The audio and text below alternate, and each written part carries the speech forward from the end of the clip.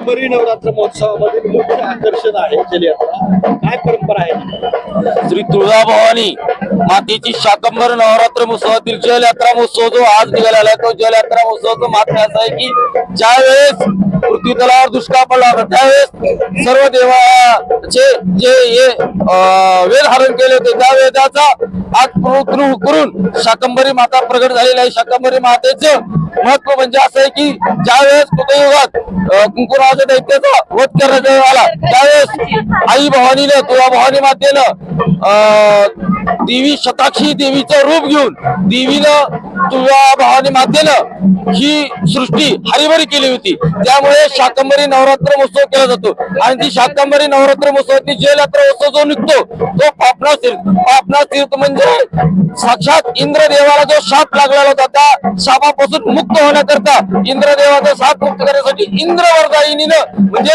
साक्षात आई भवानीनं तिथं वरदान दिलं आणि इंद्राचं पाप मुक्त केलं म्हणून पापना तीर्थातून हे जलयात्रा उत्सव निघाला जातो.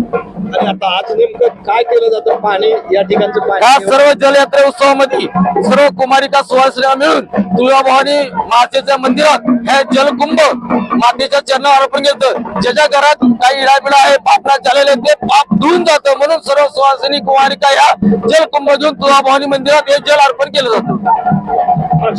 आम्ही देतो नाही तुळजाभवानीच्या पुण्य पावन नगरीमध्ये शाकंभरी नवरात्र महोत्सव आणि त्यातल्या जलयात्रा ही श्री तुळजाभवानी प्रक्षाळी मंडळ यांच्यातर्फे साजरी केली जाते. महंत तुकोजी बुवा महंत वाकोजी बुवा यांच्या आशीर्वादाने व त्यांच्या मार्गदर्शनाखाली आम्ही यावेळेस सुवासिनी महिलांना 21 सुवासिनी महिलांना साडी वाटप कलश वाटप आणि अन्नदान महाप्रसादाचं आयोजन केलेलं आहे.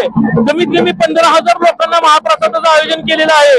तरी मला एवढीच माझी विनंती आहे 9 वर्षाच्या व शारदीय नवरात्र महोत्सवाच्या तुळजाभवानी प्रक्षाळी मंडळातर्फे सर्व भाविकांना व भक्तांना खूप खूप शुभेच्छा.